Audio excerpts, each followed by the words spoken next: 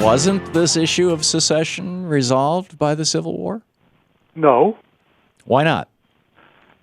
Well, there are three quick and dirty reasons as to why we think it's, constitutional, legal to secede. And one, I already alluded to, the 10th Amendment, which basically said if the Constitution does not forbid something by inference that's left up to the states, the Constitution does not forbid secession, and so take it from there.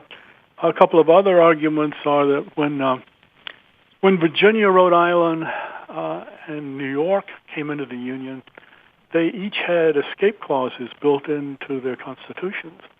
If they have the option to escape, what about the other 47 of us? Were those timed escape clauses, or do they still stand?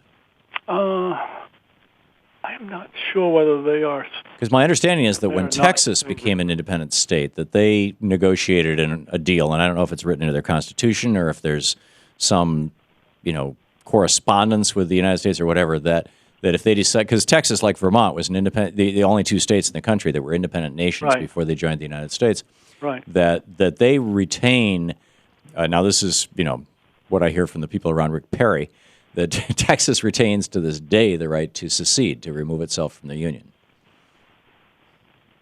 So there may be four states, but in any case... The other argument was back in the pre-Civil War, nullification. And, there were a dozen or so states who had nullified the Constitution. Yeah, but nullification is knocked down by the Supremacy Clause. Related to slavery. Yeah. If they can nullify, can't any state do that? Right. So your take on this is that Louisiana, Texas, these southern states, that North Carolina, 20,000 signatures right now, South Carolina, 11,000 signatures, Mississippi, 13,000. I mean, some of them are getting up there. Florida's at 22,000, getting close to that 25,000 mark. That the people from these states who are talking about seceding from the Union are doing it in reaction to President Obama being elected president. Why are you doing it in Vermont? Well, first of all, our movement is nearly 10 years old. Mm-hmm. It was in response not to Obama, but to George W. Bush. Uh-huh. But George W. Bush was the greatest thing that ever happened. I mean, he put us on the map, so to speak. Your secession movement. So we were running against Bush, not Obama.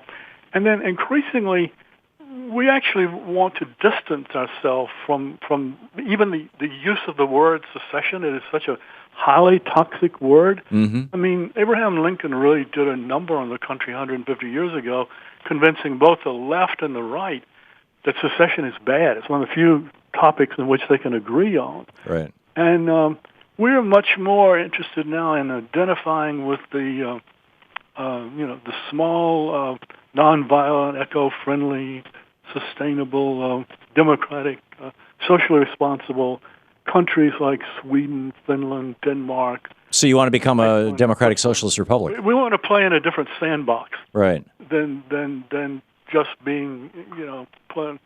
We're not unsympathetic with what they're doing, and clearly it's a loud voice of agitation against the federal government, right? And we're sympathetic to that. Right. But kind of the knee-jerk reaction to Obama, and heaven forbid, we're no fans of Obama. We consider Obama basically, a techno-fascist warmonger disguised as a liberal. Uh-huh.